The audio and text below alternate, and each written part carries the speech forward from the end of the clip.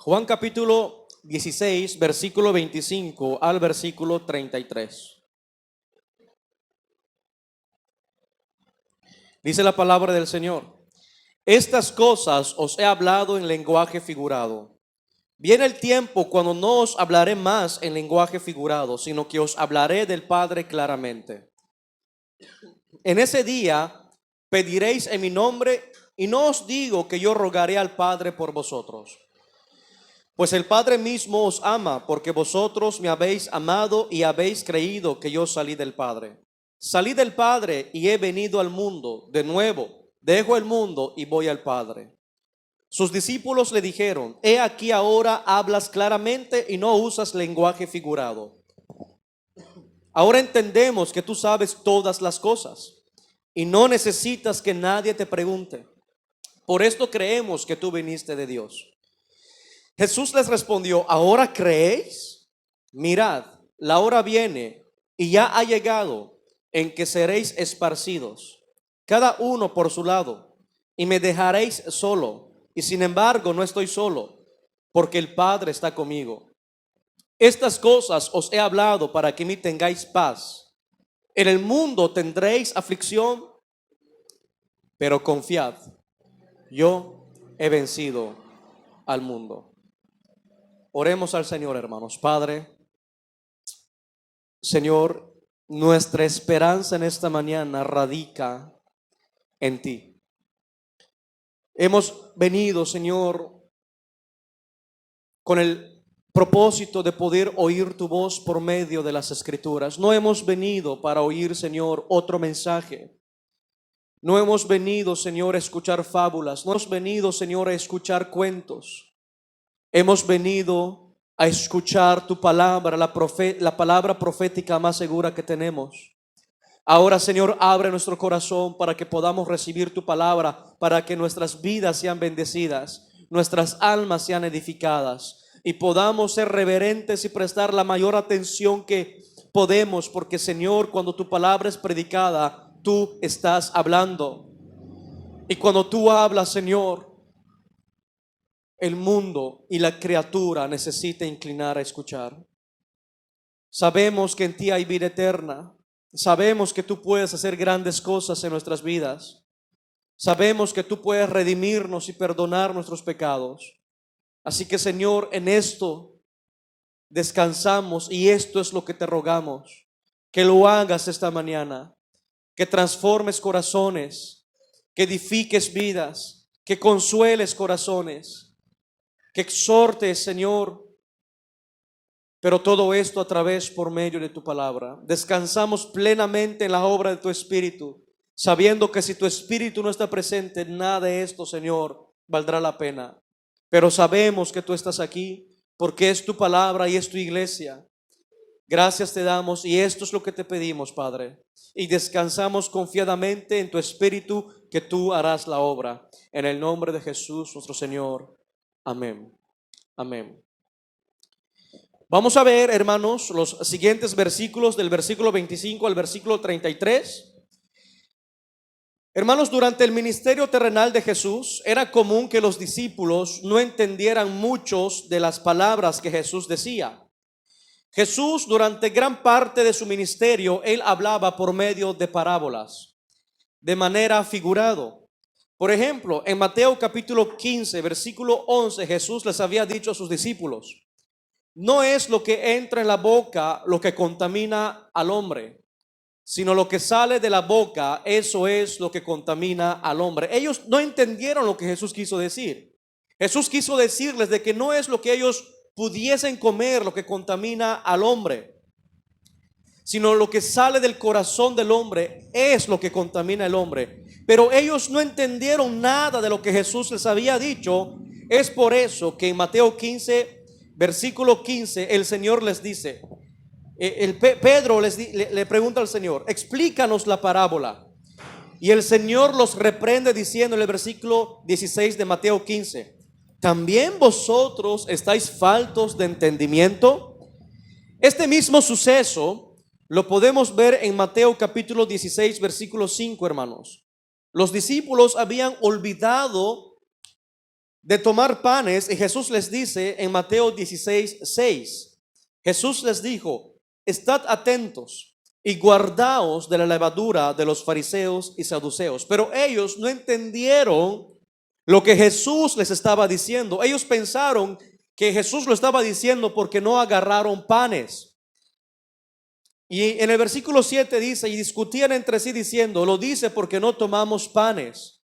Pero Jesús, dándose cuenta, dijo: hombres de poca fe, ¿por qué discutís entre vosotros que no tenéis pan? Ellos no entendieron que Jesús estaba hablando de los fariseos. Por eso Jesús les dice en el versículo 11 de Mateo 16: ¿cómo es que no entendéis que no os hablé de los panes? Pero guardaos de la levadura de los fariseos y saduceos.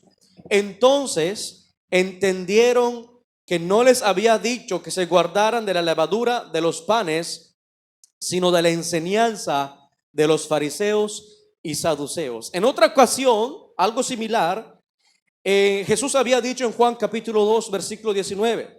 Jesús respondió y les dijo: destruid este templo y en 3 días lo levantaré. Otra vez no entendieron lo que Jesús quiso decir. Nadie entendió lo que Jesús quiso decir, porque Jesús hablaba de manera figurado.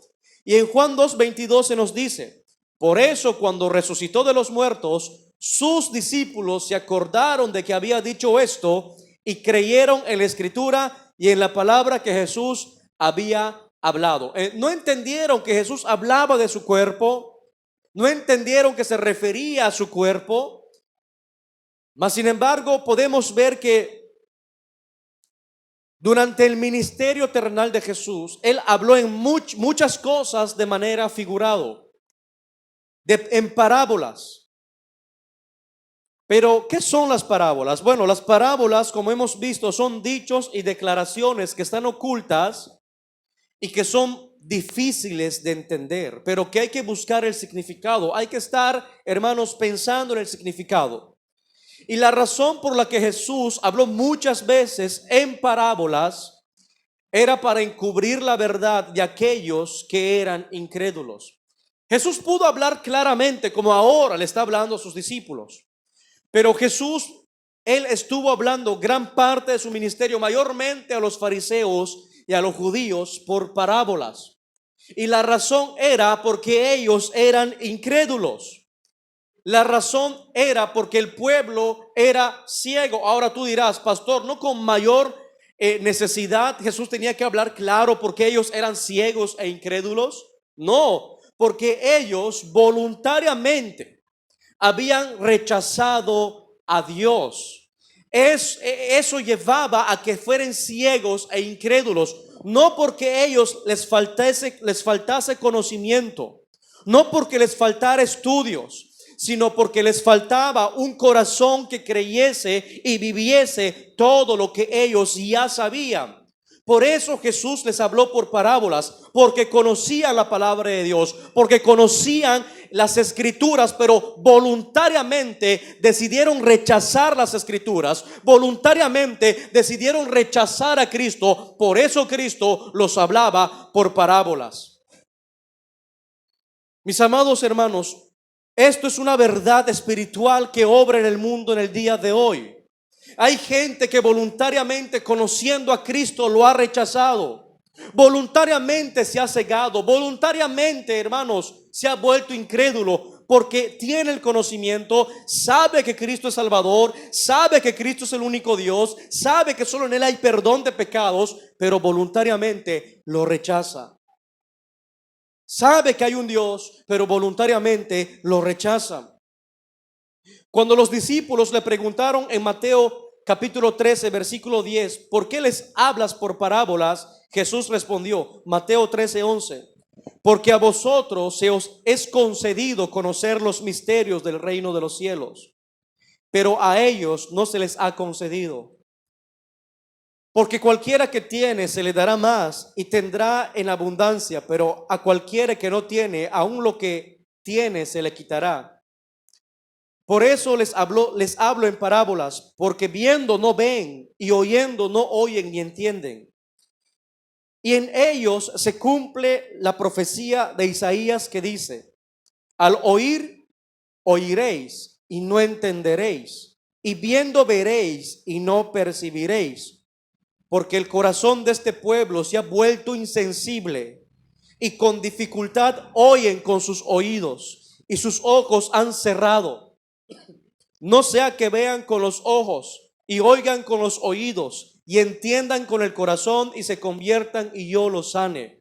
En pocas palabras, era un juicio para el pueblo, porque tenían un corazón incrédulo, porque ellos conocían la palabra, pero no les importaba la palabra, sino que ¿qué es lo que hacían? Ponían por delante las tradiciones humanas, ponían por delante sus tradiciones antes que la palabra de Dios. Pero la palabra de Dios, mis amados, tiene que estar primero, no nuestras tradiciones, no lo que creemos como sociedad, sino la bendita palabra de Dios. Ni siquiera los discípulos entendieron muchos de las enseñanzas que Jesús dio, sino que solamente entendían cuando Jesús se los explicaba. Y solamente después de la muerte del Señor y de la venida del Espíritu Santo, esas cosas difíciles de entender para sus discípulos se hicieron claras y se hicieron muy evidentes. Solamente con la venida del Espíritu Santo, porque antes de eso, antes de Pentecostés, muchas de las cosas aún tampoco no lo entendían.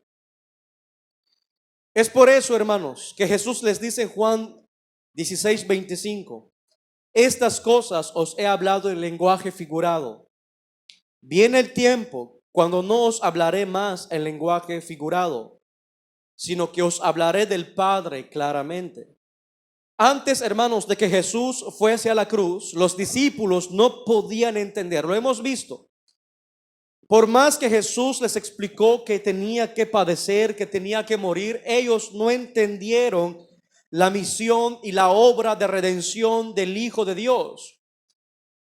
Pero nosotros también podemos notar que los discípulos tampoco podían entender el amor del Padre al entregar a su unigénito Hijo a morir en sacrificio por los pecados del pueblo. Ellos no lo podían entender.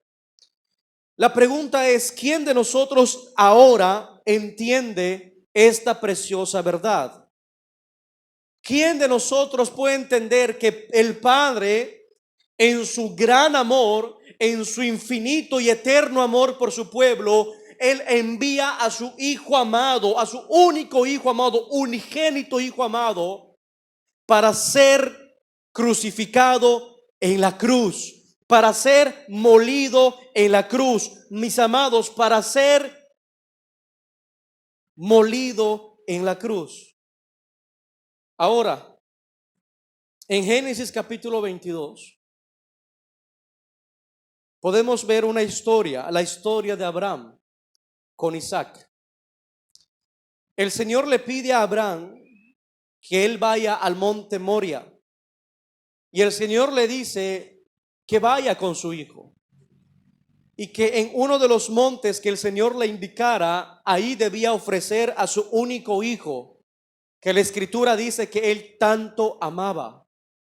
Ahora, yo quiero que tú puedas ver el panorama completo, porque quizás no estás viendo el panorama completo de esta historia.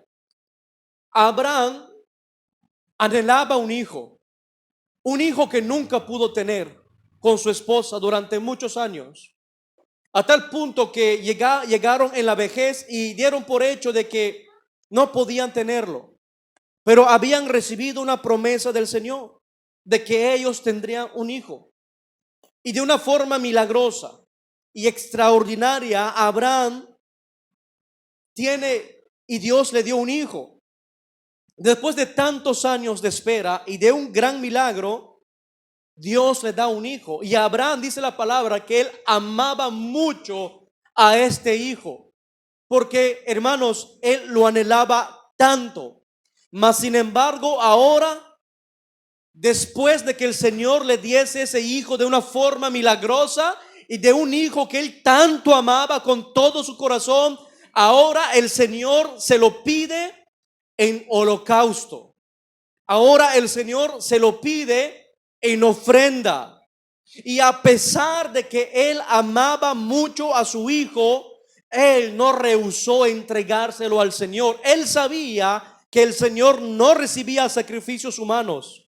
Mas sin embargo, aún sabiendo que Dios no recibía sacrificios humanos y Dios aborrecía sacrificios humanos, cuando Dios se lo pidió, él no dudó. Porque él sabía que de alguna manera Dios sería santificado. Mas sin embargo, él no rehusó entregar a su único y amado hijo. Así que esta historia tiene un final feliz. Porque nosotros podemos leer que en el momento exacto un ángel detiene la mano de Abraham antes de sacrificar a su hijo. Mas sin embargo, esta historia, mis amados hermanos, se repite más adelante en la cruz. El padre entrega a su hijo. El hijo derrama su sangre y el padre derrama su ira y su justicia sobre su unigénito y amado hijo, para que nosotros pudiésemos ser perdonados y limpiados por la fe de su nombre de nuestros pecados, de nuestras transgresiones y de nuestras maldades. Esta historia, hermanos, es un reflejo del amor del Padre hacia su pueblo, entregando a su amado y unigénito hijo a morir en la cruz. Pero allí la historia se llevó a cabo. Allí Cristo fue abandonado por el Padre. Por eso Jesús dice en el versículo 26: en ese día pediréis en mi nombre, y no os digo que yo rogaré al Padre por vosotros, pues el Padre mismo os ama, porque vosotros me habéis amado y habéis creído que yo salí del Padre. Jesús les está diciendo a los discípulos que llegaría el día en que orarían en el nombre de Jesús y que ellos pedirían en su nombre. Pero no para que Jesús le rogara al Padre por ellos, como si el Padre fuese indiferente a las oraciones de los discípulos o a las necesidades de los discípulos. Nuestro Dios, hermanos, no es un Dios indiferente. No es un Dios apático, frío. No es un Dios que no le interese lo que tú estás padeciendo, lo que tú estés sufriendo, lo que tú estés enfrentando, la lucha que tienes contra tu pecado. No es un Dios, hermanos, indiferente a nuestras oraciones o a nuestras necesidades, sino todo lo contrario. Jesús nos enseña aquí que el Padre los amaba. Por lo tanto, también el Padre nos ama. ¿Sabes la razón por la que el Padre amaba a los discípulos? Porque ellos habían también amado al Hijo y lo demostraban siendo obedientes a los mandamientos de Jesús. Y si nosotros de igual manera amamos al Hijo, el Padre nos ama si nosotros guardamos sus mandamientos. Hermanos, Dios el Padre es compasivo y clemente. Dios el Padre es un Dios misericordioso, benevolente y benigno. Una de las horrendas enseñanzas de la Iglesia Católica Romana es que enseña que Dios el Padre es indiferente y duro. Es lo que enseña la Iglesia Católica Romana, que el Padre es un Dios indiferente y duro, y que el trabajo de Jesús es cumplir la justicia de Dios. Por lo tanto, tenemos al Padre que es indiferente y duro, y tenemos a Jesús que está comprometido con la justicia de Dios. Así que si el Padre es indiferente y duro y el Hijo está comprometido con la justicia, la pregunta es: ¿dónde se encuentra la compasión? ¿Dónde se encuentra la benignidad? ¿Dónde se encuentra la misericordia? Bueno, dicen ellos que se encuentra en María y en los santos. Es por eso que María es compasiva. María es compasiva y los santos menores son compasivos, y por lo tanto hay que orar a ellos para que ellos rueguen por nosotros a un Dios comprometido con su propia justicia y un Dios duro e indiferente. Pero tal enseñanza, te digo algo, es mentira. No es verdad. Nunca te creas eso. Pues nosotros tenemos un gran sumo sacerdote que ha trascendido los cielos, Jesús, el Hijo de Dios, que se compadece de nuestras flaquezas. Mira lo que dice Hebreos capítulo 4, versículo 16.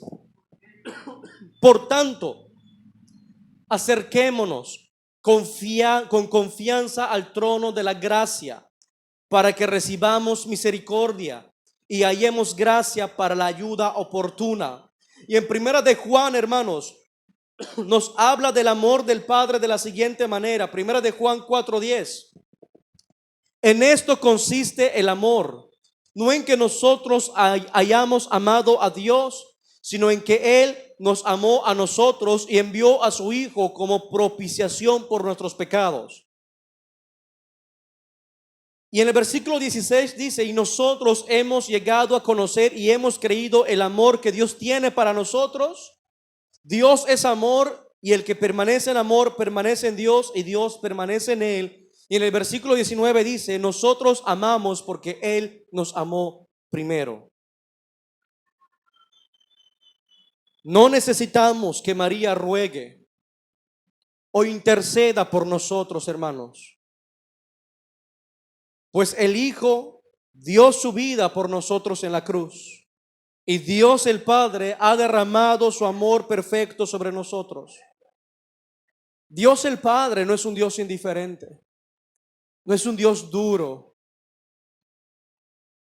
Cuando Jesús murió en la cruz, dice la palabra de Dios que el velo que cubría del lugar santo al lugar santísimo, donde solamente podía acceder el sumo sacerdote una vez al año, porque se supone que en el lugar santísimo estaba la presencia de Dios, el arca del pacto. Cuando Cristo murió en la cruz, el velo se rasgó en dos. Ese velo que dividía del lugar santo, del lugar santísimo, se parte en dos. ¿Qué significa eso para nosotros? Que ahora, hermanos, tenemos acceso directo al trono de la gracia. Que ahora el Padre nos puede recibir. Antes no podíamos, necesitábamos un sumo sacerdote. El pueblo lo necesitaba, pero Él nos ha hecho sacerdotes del Dios Altísimo para poder tener acceso directo a su trono de gracia. Hermanos, no te creas esa mentira del diablo de que el Padre es indiferente y duro. Dice Jesús que el Padre los ama porque ellos han amado al Hijo. El Padre nos ama si nosotros amamos al Hijo. Por eso Jesús dice: no os diré que yo rogaré al Padre, porque el Padre os ama. Hermanos, Dios nos ama es la mayor expresión que pudiese pronunciar nuestra boca. No sé si tú entiendes la magnitud de esa palabra. Muchos van con sus cartelones, y no digo que esté mal, totalmente mal, pero mire, muchos van allí para evangelizar con sus cartelones de Dios te ama a la gente que pasa en sus vehículos. Pero no podemos entender el amor de Dios a menos que entendemos nuestros pecados. Dios nos ama. Comprender esa frase nos debería llenar nuestros corazones de reverencia y grande alegría, porque siendo aún pecadores, Cristo murió por nosotros. Me amó a mí siendo pecador, te amó a ti siendo pecador, y aún con toda tu maldad, Dios fijó su mirada en ti. No es porque lo merecieras, no porque lo merezcas. Y eso es lo maravilloso del amor de Dios, que Dios se convirtió en nuestro Padre al enviar a nuestro Señor Jesús a morir en la cruz para santificarnos y para reconciliarnos, para adoptarnos como hijos suyos. Pero no podemos entender el amor de Dios si primero no vemos nuestro pecado. Entre más horrendo veas tu pecado, entre más vil veas tu corazón, la expresión de Dios me ama se hace más fuerte, más gloriosa, más majestuosa. Entre más horrible veas tu pecado, entre más sucio veas tu vida, el amor de Dios brilla con más fuerza, porque Él, a pesar de todo ello, te ha perdonado en Cristo Jesús.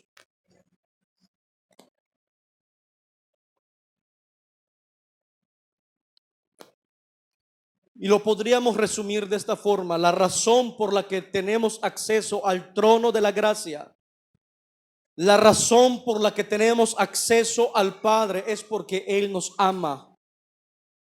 Su amor es bondadoso, su amor es benigno, su amor es profundo. La razón por la que Él envió a su Hijo es porque Él nos ama.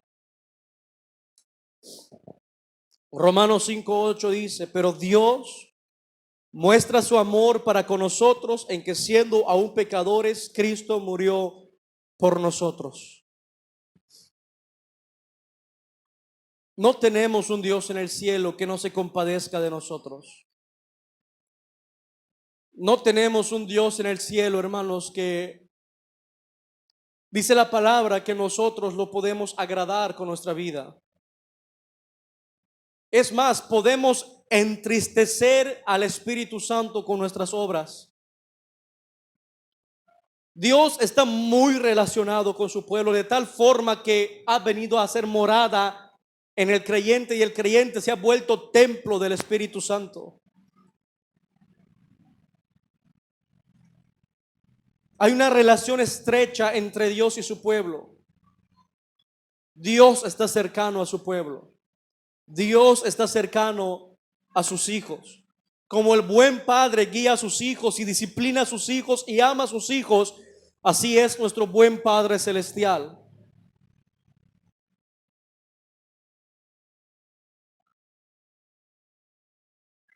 En el versículo 28 dice: salí del Padre y he venido al mundo, dice Jesús. De nuevo dejo el mundo y voy al Padre. Sus discípulos le dijeron: he aquí que ahora hablas claramente y no usas lenguaje figurado. Ahora entendemos que tú sabes todas las cosas y no necesitas que nadie te pregunte. Por esto creemos que tú viniste de Dios. Jesús le respondió: ¿ahora creéis? Mirad, la hora viene y ya ha llegado en que seréis esparcidos, cada uno por su lado, y me dejaréis solos. Y sin embargo, no estoy solo, porque el Padre está conmigo. Todos nosotros, mis amados hermanos, de alguna manera tenemos una fe. El mundo de alguna manera tiene fe. Obviamente no es la fe que salva, no es la fe que perdona, pero el mundo tiene fe. Tú tienes fe, aunque tú no tengas la fe salvadora, pero de alguna manera tú tienes fe en las cosas del mundo. Por ejemplo, tú confías en la comida. Y yo sé que tú confías en la comida. ¿Alguien de aquí, hermanos, dudó de su cena anoche? ¿De que quizás lo que iba a comer lo iba a matar? Hermanos, ¿dudaste de la comida de tu esposa anoche? Si me dices que sí, hay que ir a consejería, ambos, porque algo anda mal. Nadie come pensando que esta comida me puede matar. O nadie compra una comida pensando que le han echado veneno. Simplemente vamos, compramos y comemos. Nadie toma un vaso de agua dudando. Nadie toma un medicamento dudando, sino que esperamos que todo eso sea seguro para nosotros. Nadie se sube en un avión, va a creer que se va a estrellar, porque si realmente lo creyera no se subiría. O que el avión va a aterrizar en una ciudad diferente al que él va a ir, sino que esperamos que sean transportes seguros y que llegará en la ciudad que nosotros queremos llegar. Este tipo de fe lo tiene el mundo y confía, pero es una fe, mis amados hermanos, necia, sin rumbo, que no da alegría al corazón. Pero la fe de los creyentes, la fe que viene por medio de Cristo, está arraigada en el amor de Dios y en el conocimiento de su palabra. La doctrina católica romana nos enseña que se puede creer en lo que no conocemos, pero eso sería una fe ciega. Y nuestra fe, la fe de la palabra, la fe verdadera, no está fundamentada sobre una fe ciega, sobre lo que no conocemos, sino sobre lo que conocemos. En pocas palabras, la fe verdadera se basa sobre el conocimiento, sobre lo que sabemos. Yo no puedo creer en lo que no conozco. Yo no puedo creer en lo que no puedo ver en las Escrituras, porque sería una fe ciega. Mas sin embargo, la fe verdadera está arraigada en la palabra y en el amor de Dios. Y cuando Jesús dice, salí del Padre y he venido al mundo, Jesús le está diciendo a sus discípulos que Él es Dios. Y la fe cristiana, hermanos, nos enseña que si hemos de ser salvos, hemos de aferrarnos a esta preciosa verdad de su divinidad. Los discípulos tenían fe. Ellos creían que Jesús había salido del Padre. Y su fe se basaba en lo que ellos habían visto y escuchado, no en su ignorancia. Jesús advirtió a aquellos que lo rechazan, Juan 8:24. Por eso os dije que moriréis en vuestros pecados, porque si no creéis que yo soy, o sea, Yahweh del Antiguo Testamento, moriréis en vuestros pecados. Rechazar la verdad, hermanos, de que Jesucristo es Dios en carne, es creer un evangelio diferente. Rechazar que Jesús es Dios manifestado en carne es, hermanos, otro evangelio, un falso evangelio, un evangelio anatema, maldito. Creer que Jesús no es Dios es estar engañados por Satanás y de alguna manera extraviados de la sincera fidelidad a Cristo. Creer que Jesús no es Dios es creer en otro Jesús. Un Jesús que los apóstoles no predicaron. Pero nosotros hoy vemos que una de las preciosas doctrinas más atacadas es la divinidad de Jesús y la preexistencia del Hijo. ¿Quiénes atacan la divinidad de Jesús? Bueno, están los mormones, están los testigos de Jehová. ¿Quiénes atacan la preexistencia del Hijo? Están los pentecostales unicitarios.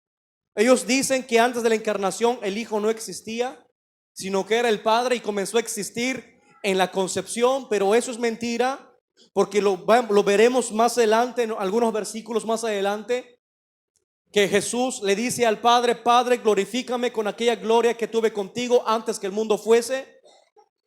Jesús está diciendo: yo estaba con el Padre antes de que el mundo fuese, y para estar con el Padre y compartir gloria con el Padre, debía haber existido antes de la encarnación. Y lo vamos a ver. Todo echa por tierra esas doctrinas. Pero el creer en una de estas es creer en otro evangelio. Así que los testigos tienen otro evangelio. Los unicitarios, pentecostales unicitarios, los solo Jesús, tienen otro evangelio. No es el Cristo de la Biblia. No es el Jesús de la Biblia. No lo es. La razón por la cual vino Cristo al mundo, hermanos, fue para llevar a cabo la redención. Era su propósito, era su misión. Él nació para morir en una cruz. De hecho, antes de su nacimiento, el ángel dijo a José en Mateo 1:21. Mira lo que él anuncia a José: y dará a luz un hijo, y le pondrás por nombre Jesús. ¿De dónde vino el nombre Jesús, hermanos? Del cielo. No José se lo puso. No José dijo: ¿cómo lo llamo? El ángel le dijo: lo llamarás Jesús. ¿Por qué? ¿Por qué Jesús? Porque Él salvará a su pueblo de sus pecados. Por eso tenía que ser Jesús. Juan escribió en 1 de Juan 4:9: en esto se manifestó el amor de Dios en nosotros, en que Dios ha enviado a su Hijo unigénito al mundo para que vivamos por medio de Él. No hay vida fuera de Cristo. Y el Padre envió al Hijo para que pudiésemos tener vida en Él. Y en 1 Timoteo 1:15 dice: palabra fiel y digna de ser aceptada por todos. Cristo Jesús vino al mundo para salvar a los pecadores, entre los cuales yo soy el primero. Así que la misión del Hijo era la redención. Él vino para salvar, Él vino para redimir a su pueblo. Luego Jesús dice: de nuevo dejo el mundo, les dice a sus discípulos, y voy al Padre. Jesús anhelaba regresar con el Padre. Desde el momento en que Él se hizo forma humana, tomó ropaje humano, harapos humanos, Él anhelaba regresar con el Padre. Nunca en la eternidad había estado separado del Padre como lo estaría en la cruz. Él anhelaba regresar con aquella gloria que tenía con el Padre antes que el mundo fuese. Así que Él estaba siendo claro: yo vine, el Padre me ha enviado porque el Padre los ama. Yo vine para salvarlos, yo vine para redimirlos, pero yo voy a regresar al Padre. Anhelo regresar al Padre. Así que la respuesta de los discípulos nos da a entender que por fin habían empezado a entender la salvación que Jesús vino a traer. Obviamente no totalmente, pero ya empezaban a entender, porque Jesús ya se los decía directamente, porque les dice: y aquí que ahora hablas claramente y no usas lenguaje figurado. El plan de redención estaba aclarándose en la mente de sus discípulos. El tiempo en que el Señor les hablaría claramente se estaba acercando. Ya les había hablado de su origen, su misión y su regreso al Padre, el amor del Padre por ellos y el acceso que ellos tenían al Padre. Lo había dicho directamente, sin alegorías, sin parábolas. Ustedes, el Padre los ama, tienen acceso al Padre porque el Padre los ama. Yo salí del Padre y yo tengo que regresar al Padre. Y en el versículo 30 de Juan 16 dice: ahora entendemos que tú sabes todas las cosas y no necesitas que nadie te pregunte. Por esto creemos que tú viniste de Dios. Bueno, los discípulos están haciendo una cosa: afirmar solamente lo que es verdad, que Jesús es omnisciente. Y el único que es omnisciente es Dios. Satanás no es omnisciente. Los demonios no son omniscientes. No conocen todas las cosas ni lo que hay en nuestro corazón. Pero Dios conoce todas las cosas, aún lo más profundo de nuestro corazón. Entonces ellos estaban afirmando la omnisciencia de Cristo, en pocas palabras, de que Él es Dios. Ellos habían llegado a entender que Jesús, su maestro, el Cristo, no era más que Dios manifestado en carne, porque Jesús les decía cosas que no podía simplemente adivinar. Así que ellos llegaron a creer y a entender que Jesús había salido del Padre y que Él es Dios. Y luego la palabra reafirma eso, dice: conociendo sus corazones, Jesús les respondió: ¿ahora creéis? Y en el versículo 32 les dice: mirad, la hora viene y ha llegado en que seréis esparcidos, cada uno por su lado, y me dejaréis solo. Y sin embargo no estoy solo, porque el Padre está conmigo. La fe de los discípulos, hermanos, era real. La fe de los discípulos era verdadera, pero aún era una fe inmadura. La triste realidad era que pronto ellos abandonarían a Jesús y serían esparcidos, cada uno por su lado, y dejarían solo a Jesús. Pero Jesús les dice que Él no estaría solo, sino que el Padre estaba con Él momentáneamente, porque vemos, hermanos, que más adelante en la cruz el Padre se aparta de Él. Jesús le dice: Padre, Padre, Padre, ¿por qué me has abandonado? Pero en este momento Jesús le dice, en el momento más crítico, ellos iban a abandonar a Jesús. Jesús necesitaba fuerzas. Él necesitaba fuerzas. Él era el que necesitaba consuelo, no los discípulos, por lo que iba a padecer. Pero los discípulos lo iban a abandonar, le iban a dar la espalda, iban a huir por sus vidas, dejando a Jesús abandonado. Mas sin embargo, hermanos, como les había dicho, en la cruz Jesús fue abandonado por el Padre mientras él cargaba el pecado de su pueblo. En 2 Corintios 5:21 dice: al que no conoció pecado, le hizo pecado por nosotros, para que fuéramos hechos justicia de Dios en él. Así que esto llevó a Cristo a exclamar: Dios mío, ¿por qué me has desamparado? Y en ese momento Dios quiso quebrantarlo, ofreciendo su vida en expiación. De esa manera Él justifica a muchos, porque Él paga la pena por sus iniquidades. Porque en Isaías 53 versículo 12 dice: habiendo Él llevado el pecado de muchos y orado por los transgresores.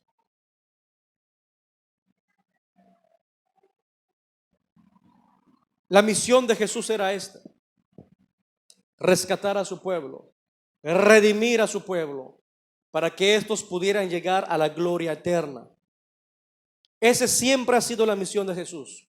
Todos los mensajes que Jesús dio, todas las obras que Jesús hizo, aún los milagros, apuntaban a esto, a la redención.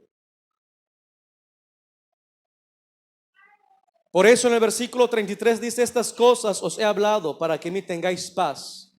En el mundo tenéis tribulación, pero confiad, yo he vencido al mundo.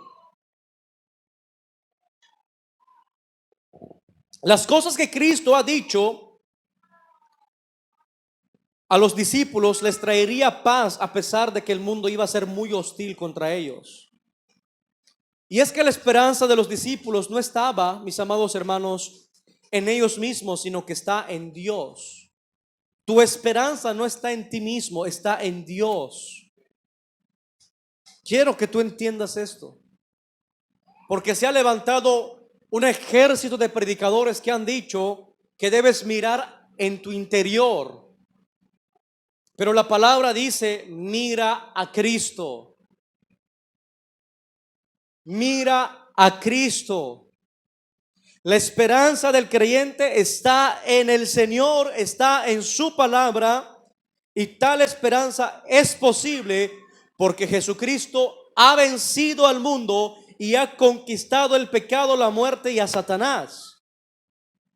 Y a pesar de que abandonaron a Jesús en la noche de su arresto, a pesar de que escaparon por su vida y algunos de ellos negaron a Jesús, 2 meses después, hermanos, se pararían con valentía frente a los líderes religiosos para predicar a Cristo Jesús. En Hechos capítulo 2,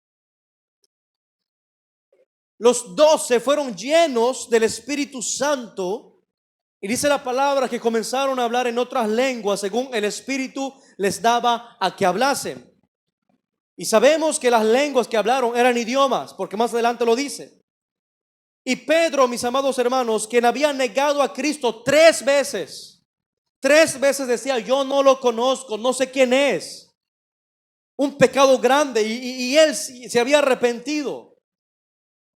Pero después de eso, él se pone de pie con los 11, alza la voz y habla al pueblo reunido. Predica al pueblo reunido, y las multitudes de Jerusalén se arrepienten. ¿Ves? Un hombre que tan solamente unas semanas antes había negado 3 veces a Cristo, en pleno auge de la crucifixión.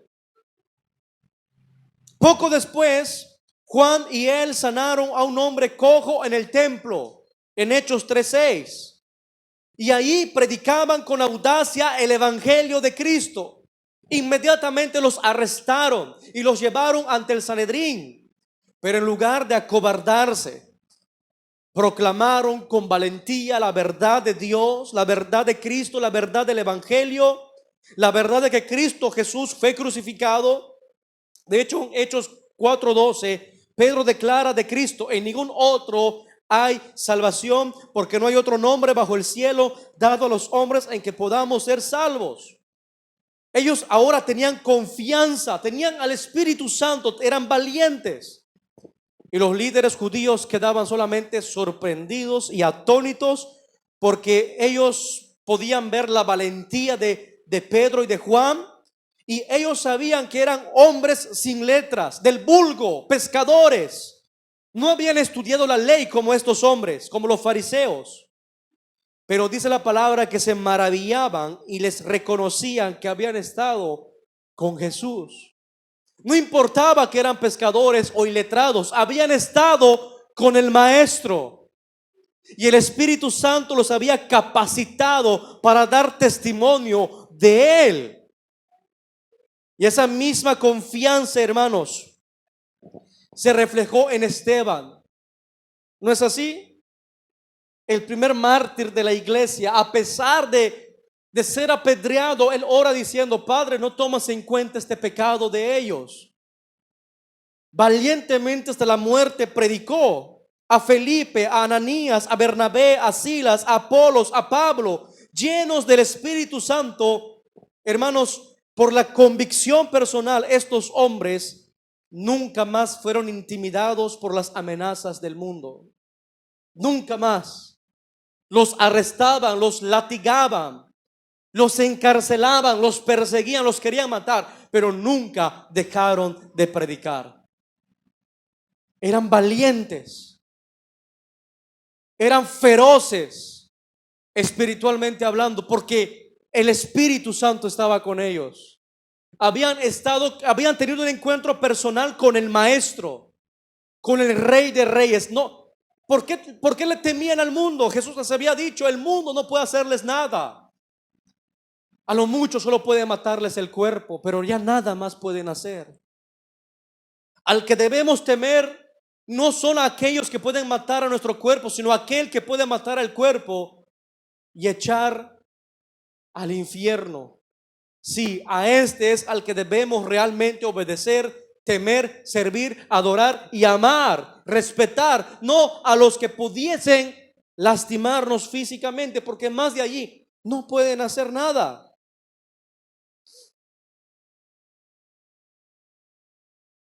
Ellos confiaban plenamente en Dios. ¿Saben por qué confiaban plenamente en Dios, hermanos? Porque sabían que era mayor que el que estaba con ellos, que el que estaba en el mundo. Pablo una vez dijo: caminando como viendo al invisible. Ellos ciertamente andaban de esa forma. Caminaban como viendo al invisible. Si tú pudieses ser como Elías, no sé si era Elías o Eliseo, tengo un bloqueo mental. Cuando él estaba rodeado por el ejército y le dice a su siervo, Eliseo, gracias, y le dice a su siervo, temeroso: no te preocupes, porque son más los que están con nosotros que los que están con ellos. Pero este hombre temía, no tenía la suficiente fe. Y Eliseo ora al Señor para abrirle sus ojos a su criado. Inmediatamente abre sus ojos. ¿Y qué es lo que ve? Un ejército celestial guardándolos, carros de fuego. Eliseo estaba confiado. Había un ejército delante de él, pero él estaba confiando, sabiendo que el que estaba con él era mayor que el que estaba contra ellos. Lo mismo con los discípulos, con los apóstoles. Ellos recordaron, ellos reconocieron, ellos, mis amados hermanos, creyeron que realmente era mayor que el que estaba con ellos que los que estaban en el mundo.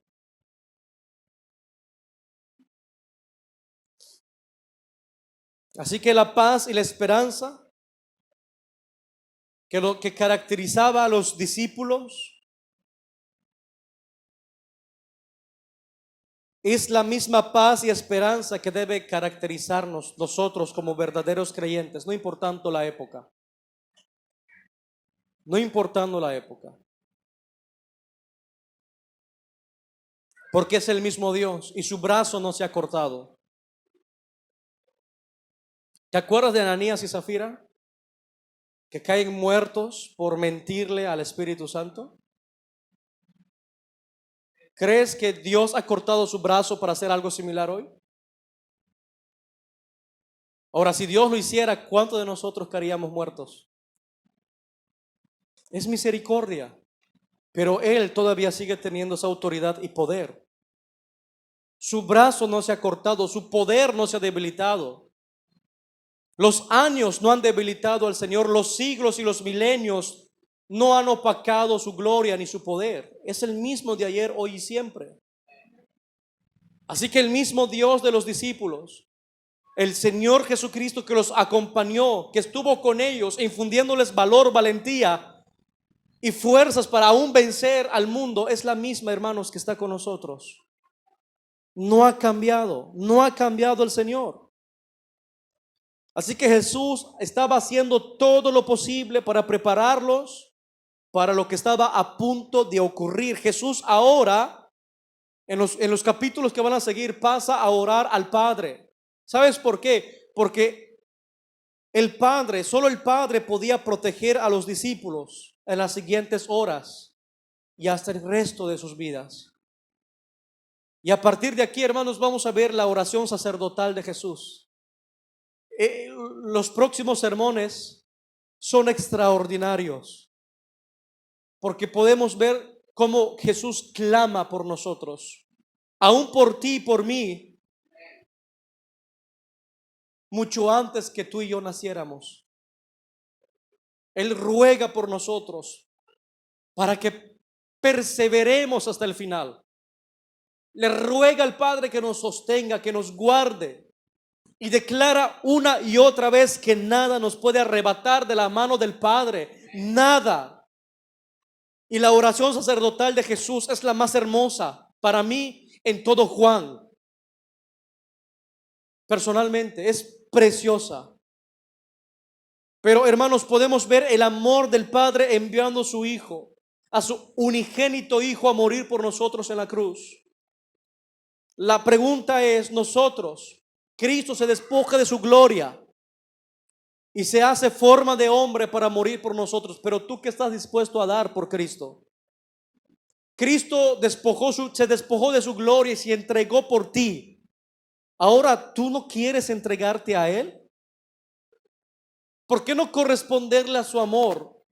Si Él se entregó hasta la muerte, y si vemos que los discípulos se entregaron hasta la muerte, ¿por qué no hacer lo mismo? ¿Por qué vacilar, hermanos? ¿Por qué jugar? ¿Por qué ser tibios? ¿Por qué ser, Señor, hermanos, fríos? ¿Por qué tener un pie en el mundo y un pie aquí en la iglesia? Debemos, hermanos, entregar todo por Cristo, porque Él lo entregó todo por nosotros. Pongámonos de pie, hermanos, y oremos al Señor.